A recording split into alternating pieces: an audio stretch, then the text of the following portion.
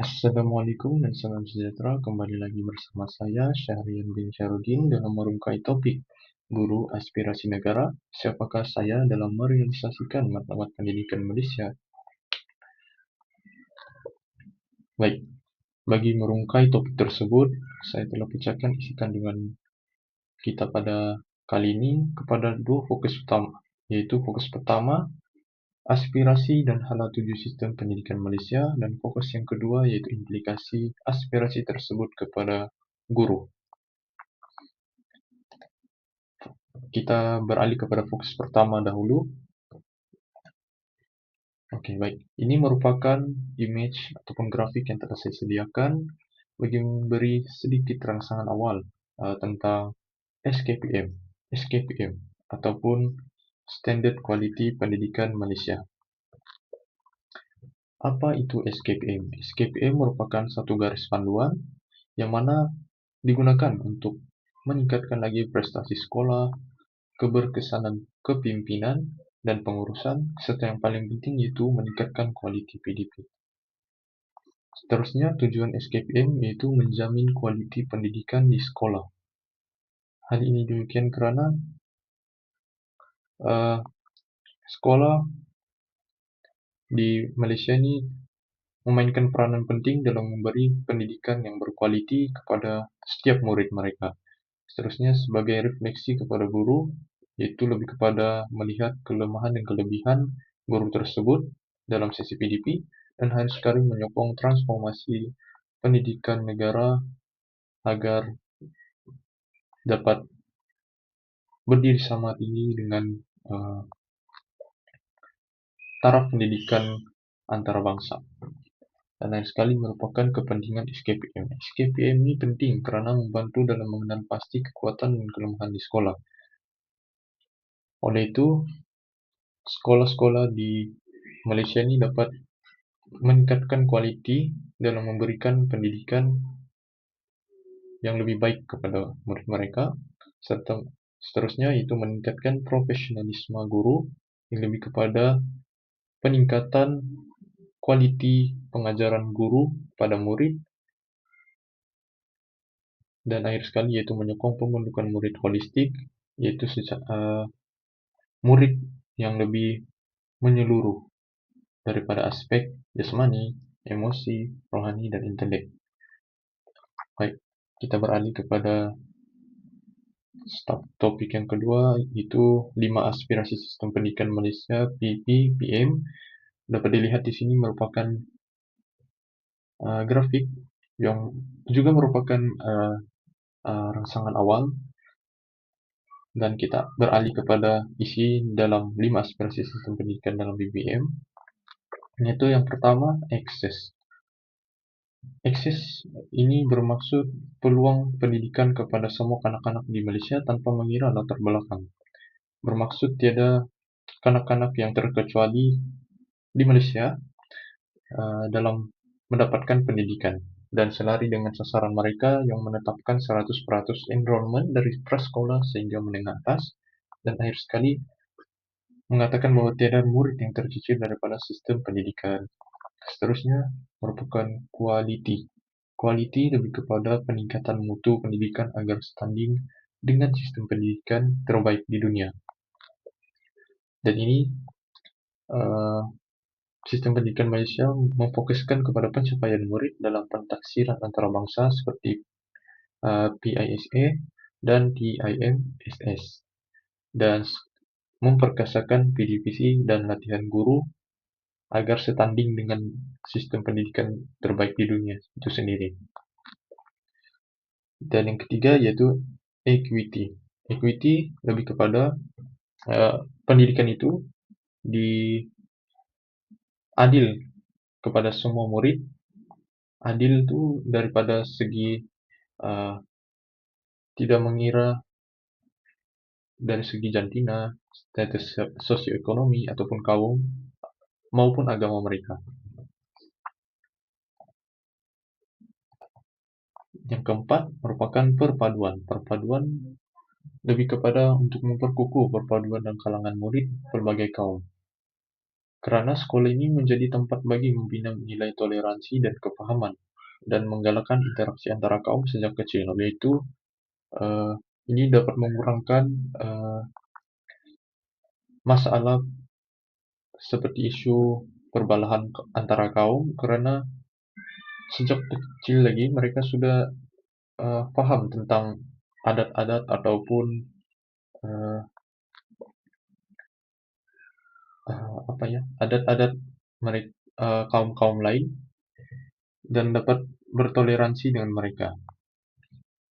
Dan yang kelima yaitu merupakan kecekapan. Kecekapan lebih kepada memaksimumkan penggunaan uh, sumber pendidikan yang telah diberi oleh uh,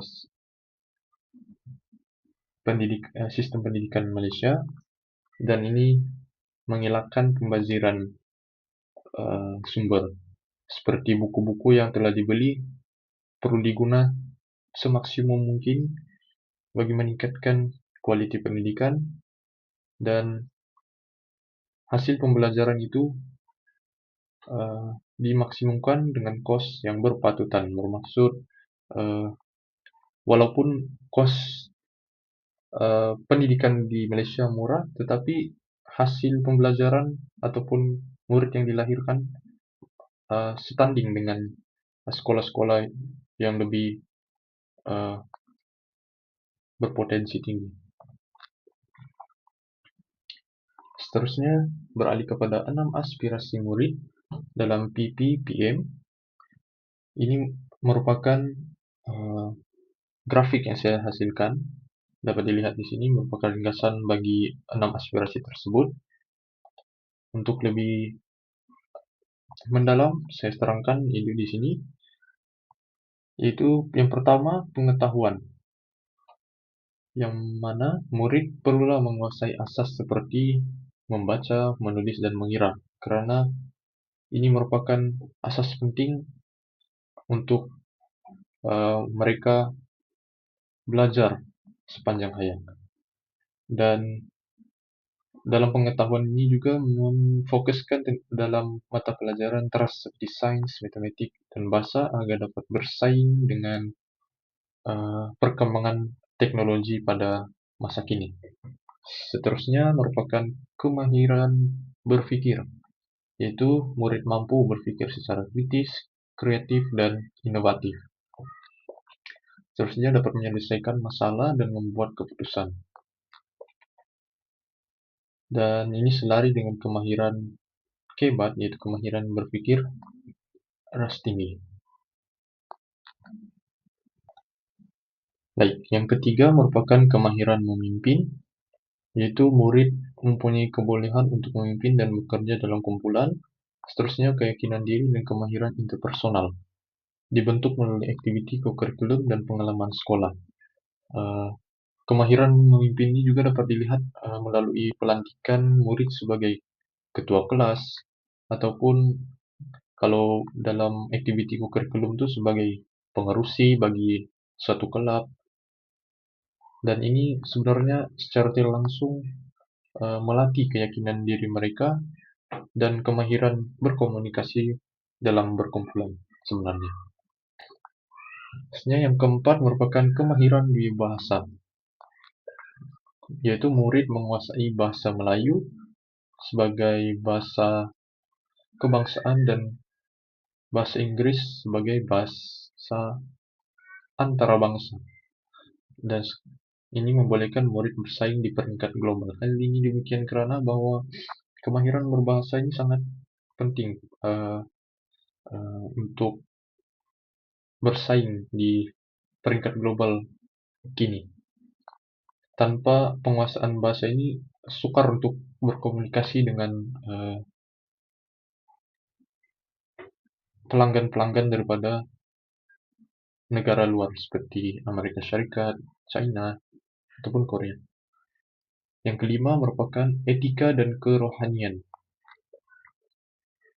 yaitu murid mempunyai nilai moral dan akhlak yang baik dan pegangan agama dan integriti, ataupun membentuk sasya dan jati diri yang kukuh. Hal ini demikian karena Jika Malaysia hanya melahirkan murid yang berkualiti dalam pendidikan, tetapi tidak dalam sasya dan jati diri, uh, sama saja ia merupakan kerugian, karena tanpa etika dan kerohanian ini, kemenjadian murid itu uh, tidak maksimum. Dan akhir sekali, yaitu merupakan identiti nasional yang mana murid sepatutnya mempunyai semangat patriotisme yang tinggi dan menghargai kepelbagaian budaya dan kaum, dan menyokong perpaduan dan keharmonian negara, karena seperti yang kita tahu bahwa Malaysia itu sendiri terdiri daripada berbagai kaum dan berbagai uh, berbagai berbagai pengamalannya. Oleh itu, murid seharusnya didedahkan tentang uh, semangat perpaduan ini sejak berada di peringkat sekolah rendah lagi. Dan ini seterusnya merupakan satu topik terakhir dalam fokus pertama, yaitu Pelan Pembangunan Pendidikan Malaysia (PPPM).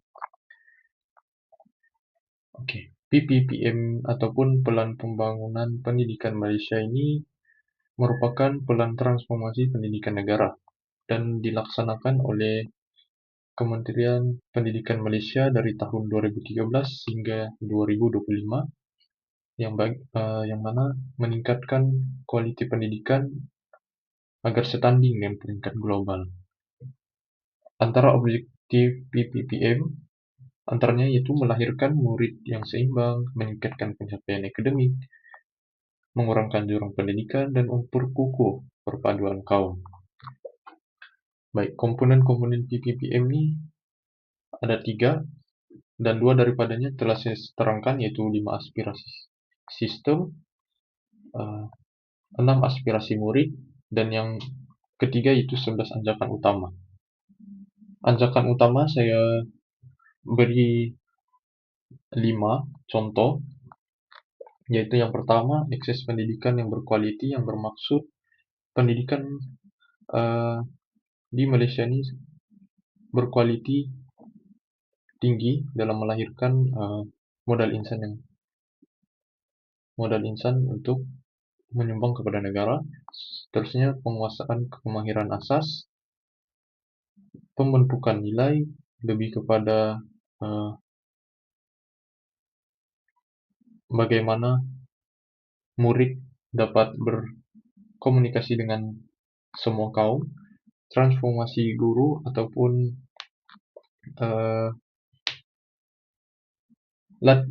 pelatihan guru ke arah yang lebih berkualiti, ataupun kalau pada masa kini yaitu penggunaan teknologi dalam pendidikan, dan akhir sekali kepemimpinan sekolah agar dapat memastikan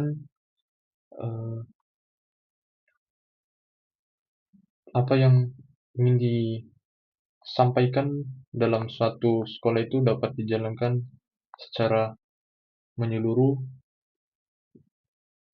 dan adil. Dan pelan pembangunan pendidikan Malaysia ini juga mengalami beberapa gelombang pelaksanaan, yaitu gelombang yang pertama yaitu 2013 hingga 2015 yang lebih berfokus dalam perbaiki asas. Gelombang kedua yaitu 2016 hingga 2020 memperluas inovasi, contohnya penggunaan BBM dalam pembelajaran, teknologi, dan transformasi cara pengajaran itu sendiri. Dan gelombang yang ketiga memantapkan kecemerlangan murid. Seterusnya, kepentingan PPPM yaitu merupakan panduan utama sistem pendidikan Malaysia, meningkatkan kualiti guru dan sekolah, dan melahirkan murid yang berdaya saing global. Dan akhir sekali yaitu kesimpulan bagi uh, pelan pembangunan pendidikan Malaysia ini itu penting untuk masa hadapan pendidikan negara. Karena ini merupakan usaha sistem pendidikan Malaysia untuk uh, bersama-sama untuk bersaing di peringkat global untuk melahirkan murid-murid yang mempunyai quality yang sangat tinggi. Ya, kejayaan bergantung kepada kerja sama semua pihak. Yang ini pula lebih kepada itu guru, peranan guru itu sendiri, peranan pengurusan sekolah dan murid itu sendiri, dan akhir sekali matlamat utama yaitu melahirkan generasi berkualiti dan seimbang. Baik. Kita beralih kepada fokus kedua. Baik, dalam fokus kedua ini saya akan membincangkan tentang kesan aspirasi terhadap penyampaian pendidikan. Baik, terdapat 7 yang saya senaraikan di sini, dan saya akan terangkan dalam 5 kesan, yaitu yang pertama, penggunaan teknologi dalam PDPC, yaitu penggunaan teknologi ICT seperti Google Classroom ataupun video pembelajaran. Ini bagi meningkatkan accessibility, walaupun murid dan guru itu berada pada jarak yang jauh, tetapi sesi pembelajaran tetap dapat dilaksanakan. Seterusnya, menyokong pembelajaran abad ke-21 yang lebih kepada penggunaan teknologi dalam pendidikan dan selari dengan aspirasi kualiti dan kecekapan sistem yang telah saya terangkan pada fokus pertama tadi. Seterusnya, peningkatan profesionalisme guru, yaitu guru diberikan latihan berterusan agar dapat menyampaikan sesuatu ilmu secara lebih berkesan kepada murid. Seterusnya, penekanan kepada pedagogi modern dan inovatif. Ini lebih kepada guru itu menyediakan bahan bantu mengajar yang menarik untuk merangsang pemikiran anak murid mereka.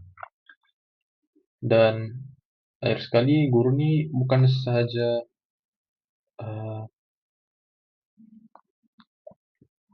hanya menyampaikan sesuatu ilmu, namun merupakan facilitator ataupun pembimbing murid tersebut untuk berjaya. Dan ini selari dengan aspirasi kualiti pendidikan. Seterusnya merupakan pendidikan lebih saksama ataupun equity. Dia lebih sama rata lah bermaksudnya.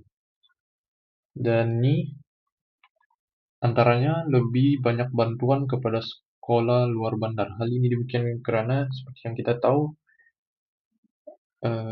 akses dalam sekolah luar bandar ini kurang berbanding sekolah bandar.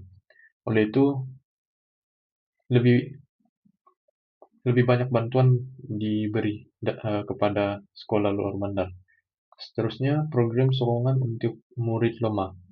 Saya melihat bahwa program ini sangat penting karena sepertinya sistem pendidikan yang baik itu bukan berfokus kepada murid yang cemerlang saja, namun perlu diberi secara sama rata. Walaupun murid itu lemah, tapi apabila diberikan sokongan yang padu, tetap akan melahirkan murid yang berkualiti. Dan kesannya jurang pencapaian antara murid tuh semakin berkurang lah, ataupun secara lebih ringkas, pencapaian lebih menyeluruh. Dan yang Keempat, merupakan pengukuhan nilai dan perpaduan. Ini lebih kepada aktiviti kokurikulum dan program sekolah berbagai kaum, yaitu penekanan kepada nilai murni dan kerjasama. Dan ini melahirkan murid yang menghormati kepelbagaian kaum itu sendiri. Dan lain sekali, yaitu penilaian lebih holistik secara menyeluruh lah. Tidak hanya fokus kepada pemeriksaan semata-mata, namun merangkumi sahsia, kemahiran, dan nilai. Contohnya, pentaksiran berasaskan sekolah. Baik, kita pergi pula kepada kesan terhadap perkembangan murid, yaitu yang pertama, kemahiran komunikasi dwibahasa. Kemahiran dwibahasa ini sangat penting agar murid itu lebih yakin berkomunikasi dalam apa-apa bahasa yang mereka kuasai seperti bahasa Melayu ataupun Inggris, dan mereka lebih yakin dalam melaksanakan pembentangan, perbincangan, dan kerja kumpulan. Dan ini menyebabkan murid yang dilahirkan dalam sistem pendidikan Malaysia ini mampu bersaing dengan murid di peringkat global. Khususnya kemahiran sosial dan kepemimpinan, yaitu murid-murid terlibat dalam kokurikulum, proyek berkumpulan, dan aktiviti sekolah yang mana dapat membentuk nilai kerjasama antara murid dan mampu merangsang pemikiran mereka. Seterusnya, kemahiran sosial dan kepemimpinan ini juga dapat meningkatkan keyakinan diri mereka dan kebolehan untuk mereka memimpin. Dan alhasil, melahirkan murid yang berketerampilan. Yang ketiga merupakan pembentukan sahsia dan nilai murni, yaitu lebih kepada penekanan kepada etika, integriti, dan kerohanian. Bermaksud melahirkan pelajar yang berdisiplin tinggi dan bertanggung jawab. Dan yang keempat, pengukuhan identiti nasional, yaitu murid memahami dan menghargai kepelbagaian budaya dan tidak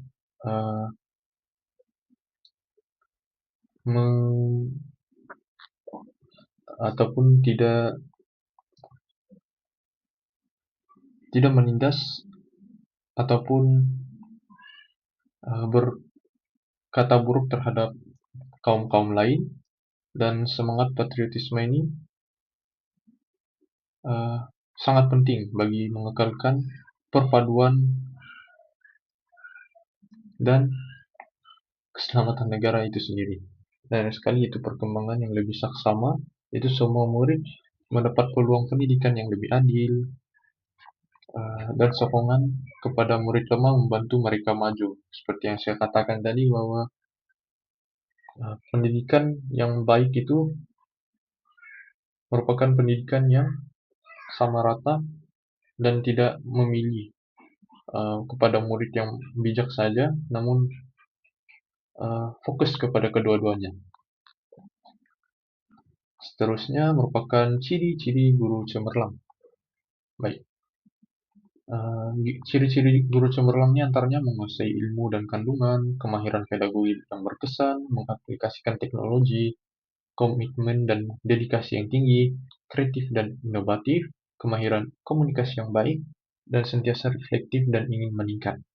Baik, daripada ciri-ciri ini saya lebih menekankan tentang aspek mengaplikasikan teknologi, komitmen dan dedikasi tinggi, serta sentiasa reflektif dan ingin meningkat. Kenapa saya pilih ciri-ciri tersebut? Karena yang pertama mengaplikasikan teknologi. Pada abad ke-21 ini, teknologi memainkan peranan yang penting dalam pendidikan karena menjadikan pendidikan itu lebih menarik dan lebih fleksibel karena dapat dilakukan pada bila-bila masa tanpa mengira jarak antara pendidik dan murid. Seterusnya komitmen dan dedikasi tinggi. Hal ini demikian karena guru cemerlang merupakan guru yang uh,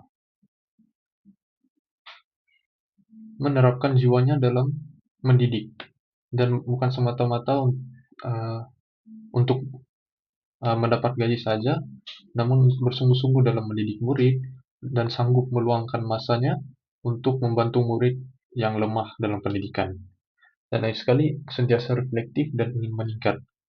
Ini karena uh, pada zaman kini semakin kurang guru yang berkualiti karena mereka tidak terlalu uh, apa, tidak terlalu mengindahkan tentang uh, kemahiran mereka.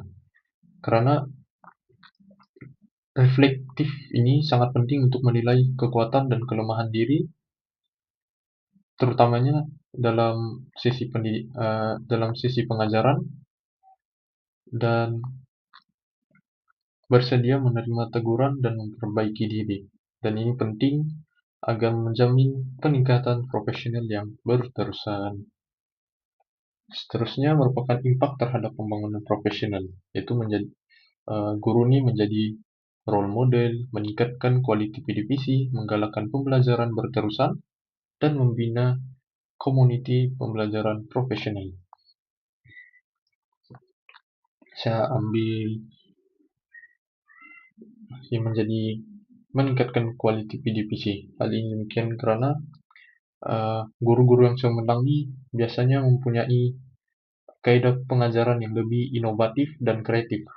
Karena mereka mengaplikasikan teknik pembelajaran abad ke-21 yang mana lebih uh, baik diterapkan karena murid pada zaman kini lebih tertarik dengan uh, hal-hal seperti itu, khususnya menggalakkan pembelajaran berterusan, yaitu uh, guru, guru yang cemerlang akan sentiasa ingin memperbaiki diri sendiri, oleh itu mereka mengikuti kursus, bengkel, dan latihan, dan sentiasa menambah ilmu dan kemahiran bagi bagi meningkatkan kualitas dalam pembelajaran. Dan seterusnya merupakan impak terhadap etika keguruan, yaitu menjadi contoh teladan, meningkatkan profesionalisme guru, mewujudkan budaya kebijakan etika, dan mengutamakan kebijakan dan perkembangan murid. Yaitu saya tekankan kepada peningkatan profesionalisme guru, itu uh, guru yang cemerlang mempunyai kode etika perguruan, mengamalkan sikap profesional dalam tugas, dan sekaligus memartabatkan standar keguruan. Seterusnya mewujudkan budaya kerja yang beretika, menghilangkan salah laku seperti ketidakjujuran dan penyalahgunaan kuasa, dan beradab dan berdisiplin dalam bertugas. Dan akhir sekali, yaitu impak terhadap budaya organisasi sekolah. Apabila seorang guru yang cemerlang itu uh, apabila di sekolah itu terdapat beberapa ataupun guru-guru cemerlang, maka organisasi sekolah itu lebih uh, positif, menggalakkan inovasi dan kreativiti, meningkatkan prestasi sekolah, dan memperkukuh kepemimpinan distributif. Dan yang paling penting di sini yaitu menggalakkan inovasi dan kreativiti, yaitu menggalakkan guru uh, memperkembang ide yang baru dan mengubah sesuai cara mereka mengajar dalam sesi pembelajaran dan meningkatkan prestasi sekolah.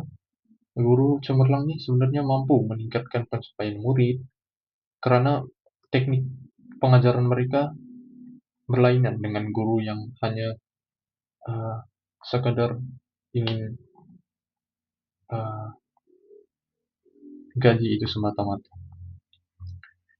Oleh itu, uh, sesi merungkai tentang topik sebentar tadi telah selesai, dan saya harap apa yang telah saya katakan dapat memberi sedikit sebanyak info kepada Anda semua. Oleh itu, saya Syahrian bin Syarudi meminta izin untuk mengundurkan diri. Assalamualaikum dan salam sejahtera.